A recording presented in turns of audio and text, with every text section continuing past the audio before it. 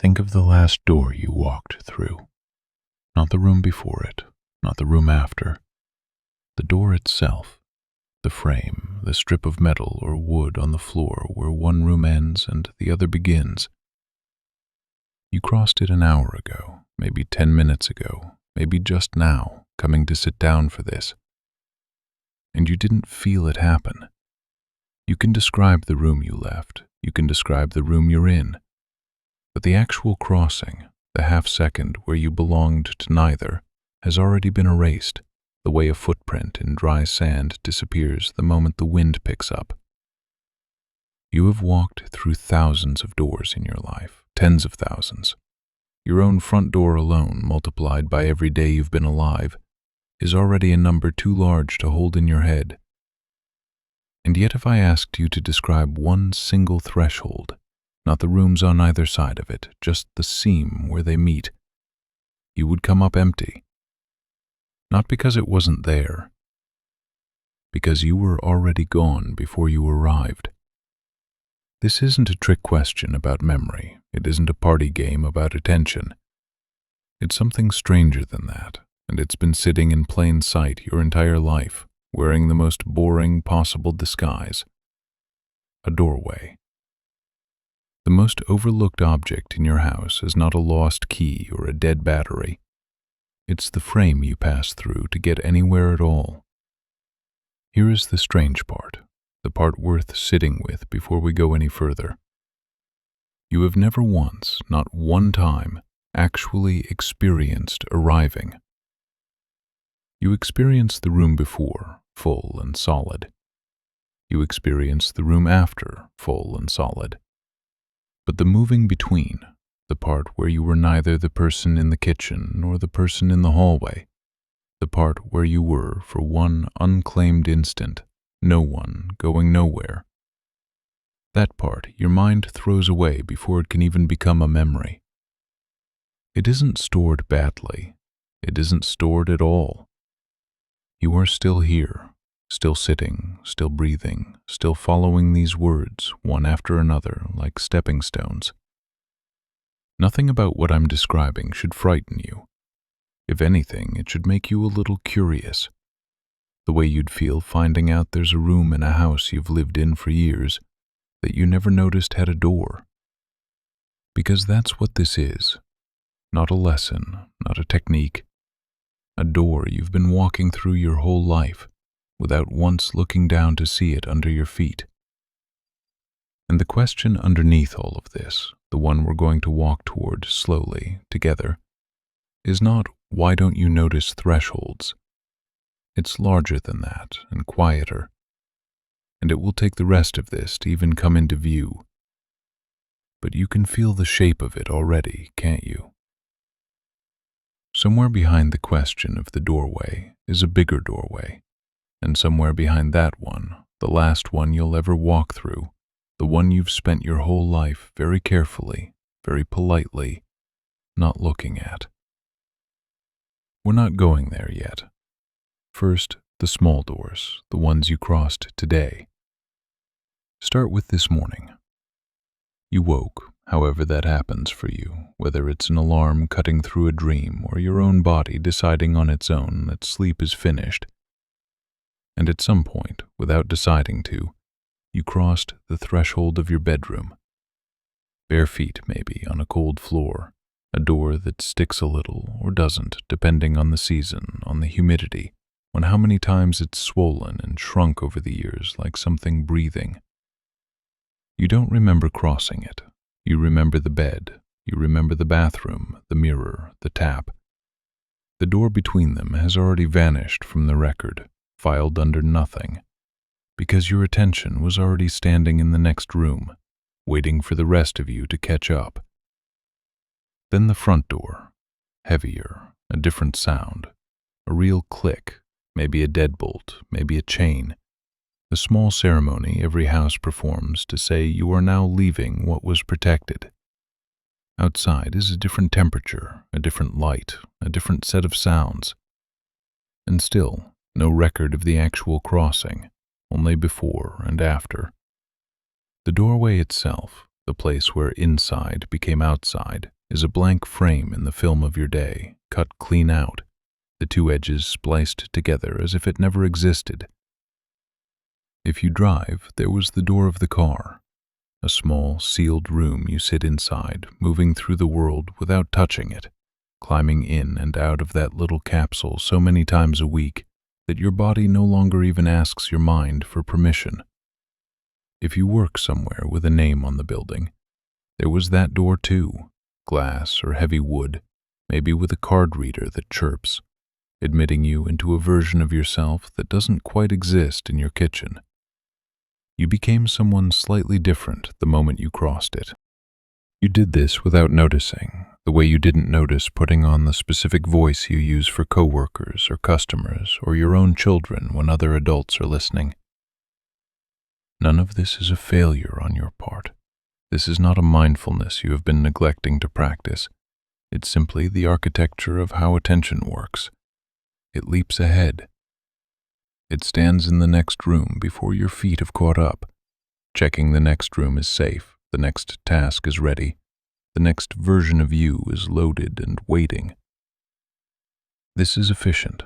It is how you survived 100,000 mornings without incident. But it means that the actual moment of crossing, the seam, has never once been fully yours. It happens to your body. It never quite happens to you. And here is the first small crack, the first place the solid wall of your ordinary day goes soft, just slightly, just enough to see through. If the crossing never belonged to you, if it was always spent, was always given away to whatever came next, then who exactly has been living your life for you in those in-between seconds? Not no one. Something was there. Something was moving your feet across the strip of metal on the floor, holding the door, ducking the frame if you're tall enough to need to. Something was there, and it wasn't the version of you standing in either room. You are still here. This isn't a disappearance. It's an invitation to notice that there has always been more of you present than the version who talks, plans, remembers, and narrates, and that the extra part, the quiet part, has been doing all the actual walking. Let's go a little further into the mechanism, because it isn't only doors made of wood and hinges. The doorway is a shape that repeats itself at every scale of your life, smaller and smaller, like a design carved into the inside of a shell. Take your breath. Right now, without changing it, notice that it has two rooms, the room of breathing in and the room of breathing out. Between them, so brief you'd swear it doesn't exist, there is a doorway, a tiny hinge where the air is neither entering nor leaving, where the body is simply, for a fraction of a second, still. You've taken something like 20,000 breaths today already. You've crossed that tiny threshold 20,000 times. Can you find even one? Take your heartbeat. Between one beat and the next, there is a gap, unmeasured by you, though your whole body depends on it. A valve closing, a chamber filling, a door swinging shut so the next room of blood can open. You have never felt this doorway either, though it has never once failed to open for you, not once in every year you've been alive. Take your thoughts. This is the one worth sitting with longest. You believe your mind produces a continuous stream, one thought flowing into the next like water. But watch closely, the way you'd watch a hallway light flicker, and you'll notice something odd. Each thought arrives complete, finishes, and then, before the next one begins, there's a gap, a doorway between two rooms of thinking. You don't live there. You've never lived there. You've always been either in the thought before or the thought after. The gap between them has been open every single time, and every single time you have already left before it could hold you. This is not a flaw in your mind. It's the shape the mind is built in. Room, doorway, all the way down. so fine-grained you could spend a lifetime and never reach the bottom of it, which, in a sense, is exactly what you have been doing. You have spent a lifetime moving room to room, thought to thought, breath to breath, never once stopping in a doorway long enough to ask what a doorway actually is. Here's the strangest thing about it, and it's worth saying slowly. The doorway isn't empty. It only looks empty from the rooms on either side of it, the way the space under a bridge looks empty from the road above, when really it's full of water, moving, alive, going somewhere you can't see from up there. Stand, just imagine it, you don't have to move, in an actual doorway, not walking through it, standing in it, 1 foot in each room, or better, both feet exactly on the seam. Notice something. You are not, in this position, anyone in particular. You are not the version of you that belongs to the kitchen with its habits, its smells, its half-finished tasks. You are not yet the version of you that belongs to the hallway, walking toward whatever's next. For as long as you stand there, no room has claimed you. This should feel unsettling, and it might, a little, the first time you really consider it. But sit with the unsettling for a second before reaching for relief, because underneath it is something closer to lightness than to fear. If no room has claimed you, then for that half-second, nothing you carry from room to room, your job, your name, the story you tell about who you are, the argument you're still having in your head with someone who isn't there, none of it is currently required. You are, very briefly, off duty. Not gone, off duty.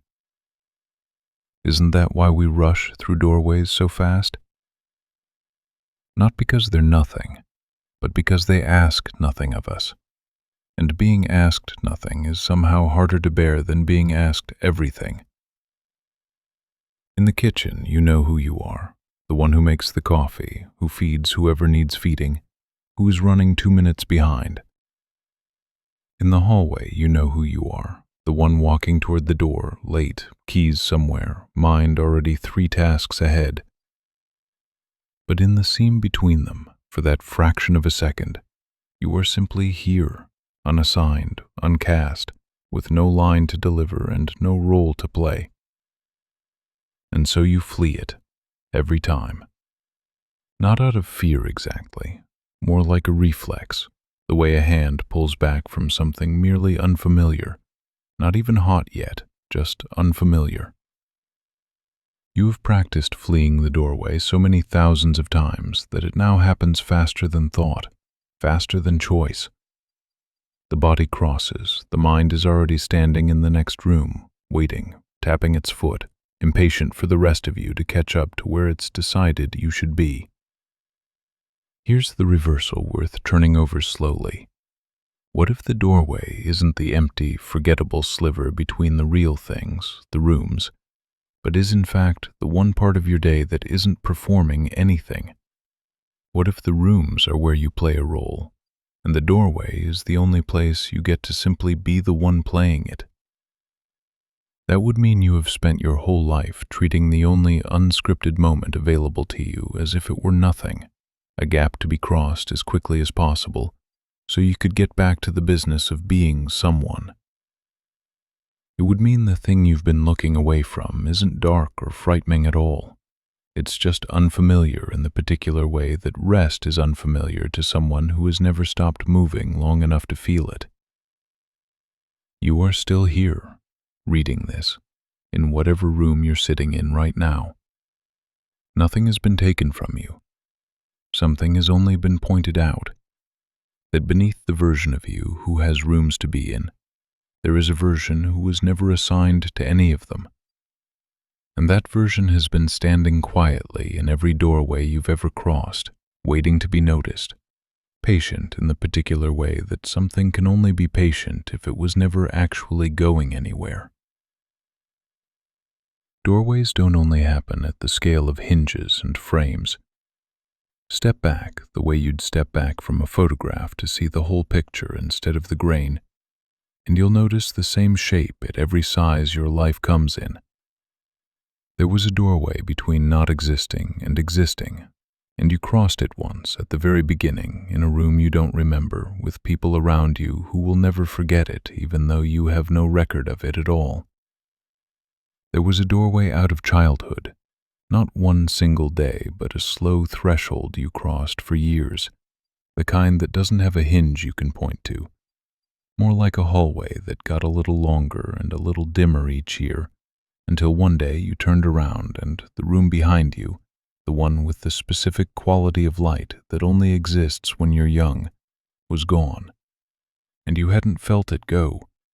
If you have a doorframe somewhere with pencil marks on it, your own height recorded year after year, or a child's, or someone's who is gone now, you already own a monument to this. Look at it sometime. Really look.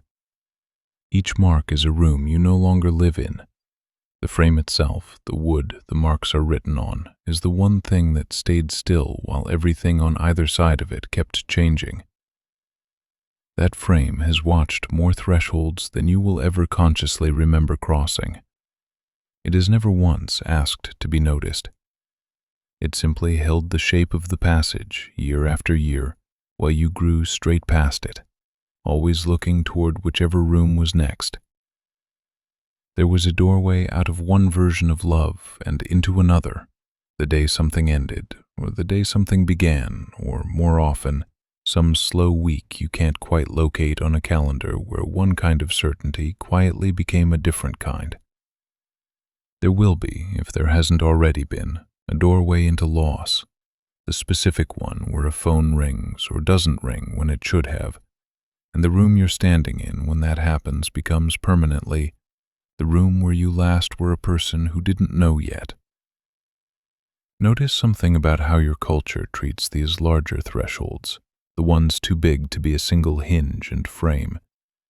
It builds ceremonies around them. Weddings, graduations, the specific hush of a hospital corridor, the gathering of people in dark clothes around a hole in the ground or an urn on a table, standing together in what is, if you look at it plainly, simply a very large and very slow doorway. The whole event nothing but a way of forcing everyone present to actually stop and feel the crossing, instead of blurring past it the way you blur past the door to your kitchen. This is worth sitting with. If crossing thresholds were easy, if it were natural for the mind to notice the seam, you wouldn't meet an entire ceremony, music, ritual clothing, gathered witnesses, just to make sure a room full of grown adults actually feels themselves passing from one state into another. The elaborate machinery of ceremony exists precisely because the doorway is so easy to miss, even the enormous ones, even the ones that will only happen to you once. And yet, underneath all of it, the doorway you have missed 100,000 small times, and the doorway you will one day be gathered around by people in dark clothes are not, in their essential shape, different things. Both are the seam where one room ends and a room you cannot yet see begins. You have already had a lifetime of practice at this exact shape. You just haven't recognized the practice for what it was, because it kept arriving disguised as something too small to matter. A bedroom door, a kitchen door, a breath, a heartbeat, a thought ending before the next one starts. Everyone who has ever lived has crossed thresholds this same unnoticed way. Every person standing in every doorway of every house that has ever been built has done exactly what you've done. Arrived in the next room already, leaving the seam behind uncounted. This isn't a fault unique to you. It's closer to a shared inheritance, quiet and universal, the one thing every human life has in common besides its ending, that almost none of it was ever spent standing in the doorway on purpose. There's a tempting shortcut here, and it's worth naming plainly before it takes root, because it will try to. The tempting version of everything we've just walked through says, master this. Catch every doorway, live permanently in the threshold, unclaimed by any room, endlessly present, endlessly free of the small performances of kitchen self and hallway self and work self. Turn the seam into a residence. Move in. It sounds appealing, doesn't it? A permanent doorway, a place you could finally rest once and for all, free from the exhausting business of being someone in a room. But notice what's actually being asked for in that fantasy. For a threshold to stop being a threshold. For a hinge to stop swinging. A doorway that never leads anywhere isn't a doorway anymore. It's a wall with a frame around it, a room pretending to be a passage. The very thing that makes the seam what it is, the very thing that lets it hold that particular unclaimed lightness, is that it doesn't last. It passes. It is supposed to pass. That's not the failure of the doorway. That's the whole design of it.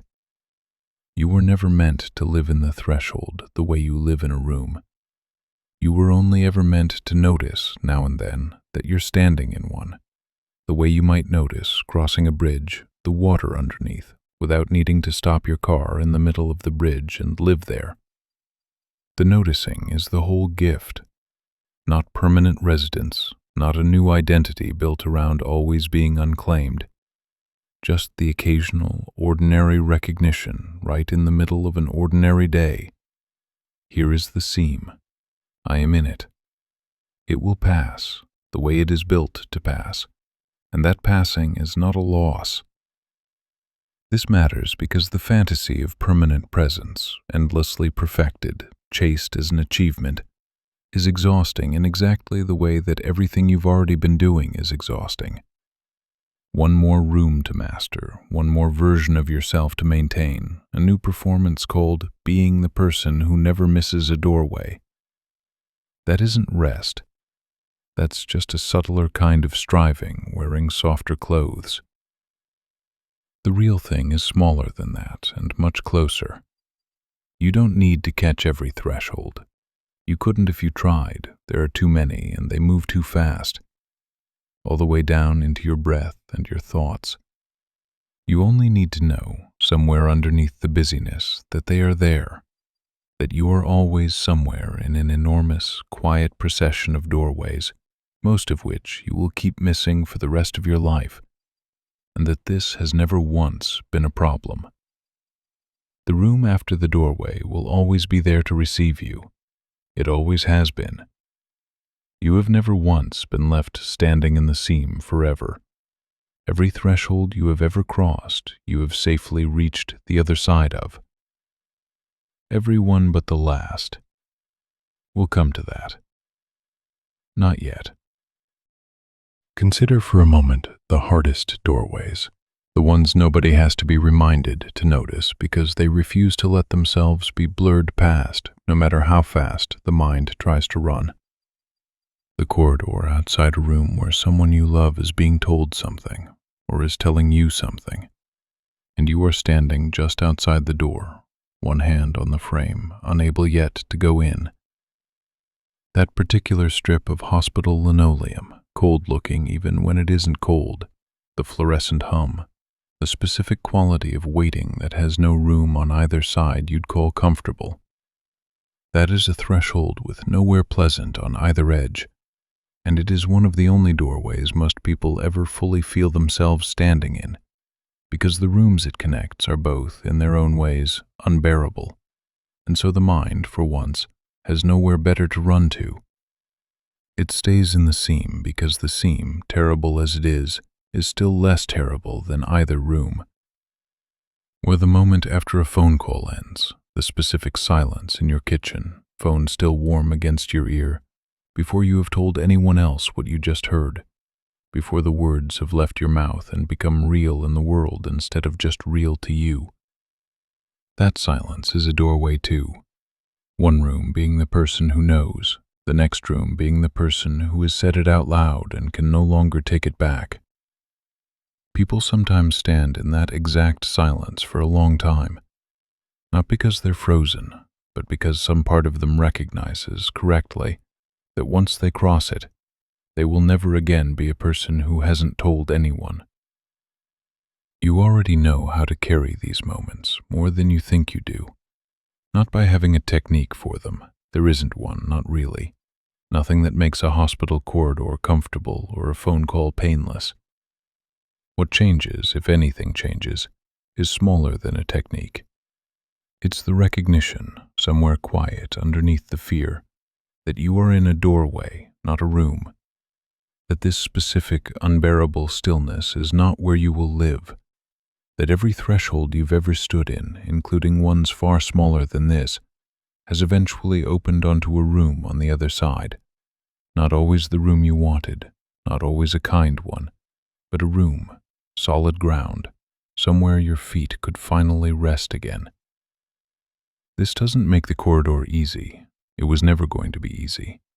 But there is a difference between standing in a doorway believing you are lost in an empty, endless space, and standing in the same doorway knowing, in your body, in the same place you know how to breathe, that doorways pass, that they always have, that the terrible stillness has an architecture to it, the same architecture as the seam between two ordinary breaths, just stretched out over a much longer, much crueler span of time. You've had, without knowing it, a lifetime of small rehearsals for exactly this. Every door you've ever forgotten crossing was still, quietly, teaching your body the shape of a passage, that you enter unclaimed and you leave changed, and the not quite empty gap between the two has never once failed to close. Right now, in whatever room you're actually sitting in, something has been happening the entire time you've been listening to this. You crossed into it. Whatever you were doing before this, scrolling, driving, lying in the dark with a screen held above your face, sitting at a desk with the day still owed to you, there was a moment, small and completely unremarkable, where that ended and this began. You didn't notice it happen. Of course you didn't. That's the whole shape we've been circling this entire time. But notice it now. Not the past crossing. That one's gone, filed away with all the others. Notice this one right here in real time. The sentence you're in the middle of is a small room. It will end. Another one will begin. Between them, so close you could almost reach out and touch it, there is a seam, unclaimed, brief, already dissolving even as I name it. There. Did you feel that? Maybe not. That's all right. It isn't a failure to miss it. Missing it is what a mind does, the way blinking is what an eye does. But you can feel, maybe, the outline of where it was, a very small stillness right in the middle of an ordinary sentence, asking nothing of you, requiring no role, no name, no next task, just a pause, the kind you've crossed 100,000 times today already, without once being harmed by it. This is not far away. This was never going to be found at the end of some difficult search, behind some locked door requiring effort and years to open. It has been available in every gap between every pair of words you've heard tonight. It is available in the space between this sentence and the next one, which is arriving now. There. You don't need anything more than this to have already touched what the whole piece has been pointing toward. Not a special state, not an achievement, just the ordinary seam noticed once in the middle of an ordinary evening, in whatever room you happen to be sitting in while a voice you don't know says these words into the quiet. You are still here. Now, the last doorway. The one we've been walking toward without naming the whole way through. The one this entire evening has secretly been rehearsing you for. The way every small hallway in a house eventually leads, if you follow it far enough, to a door that opens onto the outside, the actual weather, the wide world past the walls. You already know which doorway I mean. You've known since the first sentence, even if you set the knowledge down gently to one side so we could take the long way here together. It's the one door in your house you've never quite been able to look at directly, the way you can't look directly at a source of light bright enough to leave its shape burned behind your eyes even after you turn away. Everyone carries a version of this doorway in the corner of their vision. Everyone, at some point in an ordinary day, glances toward it and then, very quickly, finds something else to attend to. A task, a phone, a conversation, anything with a room attached to it instead of the open unknown on the other side of that particular frame. Here is what the evening has actually been offering you, quietly, this whole time, disguised as talk about bedroom doors and kitchen doors, and the small gap between one breath and the next. Every threshold you have ever crossed, every single one, the ones you noticed and the 99,000 you didn't, has been the same shape as this one. Smaller, gentler, but the same architecture exactly. A room ending, an unclaimed seam, and then, without fail, without a single exception in your entire life so far, a room on the other side. You do not know what room waits past the last one. No one does. That's precisely what makes it the one door no one has ever come back through to describe. The one hallway light no one has ever reported seeing from the far side. But notice what you do know, because it's been proven to you over and over, every single day you've been alive, in ways too small to count. You know how to cross a threshold. Your body has done it without your permission, without your attention, tens of thousands of times already. It did not require your courage. It did not require your understanding. It only required what it has always required: the letting go of one room, and the willingness, however unconscious, to arrive in the next. This isn't a promise about what waits on the other side. No one can offer you that, and anyone who claims to is selling you a room they've never actually stood in. What can be offered, honestly, plainly, is smaller and somehow more solid than a promise. You have already been practicing this exact motion your entire life, not preparing for it in some deliberate way, not training for it like an athlete, simply living it over and over, in every door you've ever walked through without noticing, in every breath that ended so the next one could begin, in every version of yourself that dissolved quietly into the next room down the hall, the child who left pencil marks on a doorframe becoming, without any single dramatic moment, someone who doesn't fit in that doorway anymore.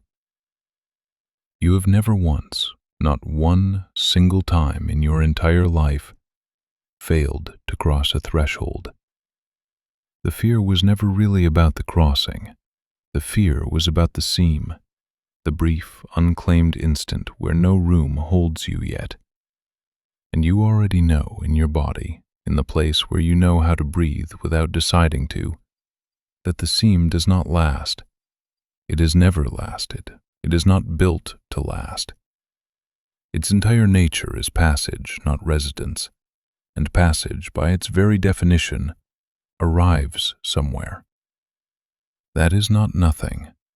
It may be the closest thing to comfort that can honestly be offered about a door none of us has ever seen the far side of. Not a description of the next room, just the plain, well-worn fact tested this very day in your own breathing, your own thinking, your own walking from one part of your house to another. You know how to do this. You have always known how to do this. You have simply, gently, your whole life, been looking away from the knowing. So here is what has actually been offered tonight, laid as plainly as it can be laid. Your whole life has been made of thresholds you crossed without seeing them, small hinges, quiet seams, rooms opening and closing around you faster than attention could ever catch. And somewhere behind all of that, patient, unclaimed by any single room you've ever stood in, there has been something in you that already knows how to pass through a doorway without being destroyed by it. Not because it has mastered fear, because it has done this in small forms more times than can be counted, and has never once been left standing in the gap forever. You do not need to hunt for the next threshold. It will come to you the way every other one has, quietly, disguised as something ordinary, easy to miss. And you will very likely miss it too, the way you've missed almost every doorway before it. That has never been the failure it seems like from the outside. It has simply been how a life gets lived. Room, seam, thousands of times over, most of them forgotten, all of them somehow held. If something in you loosened tonight, even slightly, even just for the length of one sentence standing in the gap between two others, let it stay loose. Nothing was taken from you. You are still here in whatever room this finds you in, closer than you were an hour ago to the doorway you've been quietly walking toward your entire life, and no less whole for having finally looked at it. If any of this opened something quiet in you tonight, write one sentence below that says it in your own words, something like, "I've been crossing doorways my whole life without ever once looking down." Say it however it actually sits in you. Let it be true to what you felt, not a copy of what you heard. And if this is the kind of stillness you'd like to sit inside a little longer, there are more waiting for you on the screen right now. Choose the one that pulls at you the most. Let it open,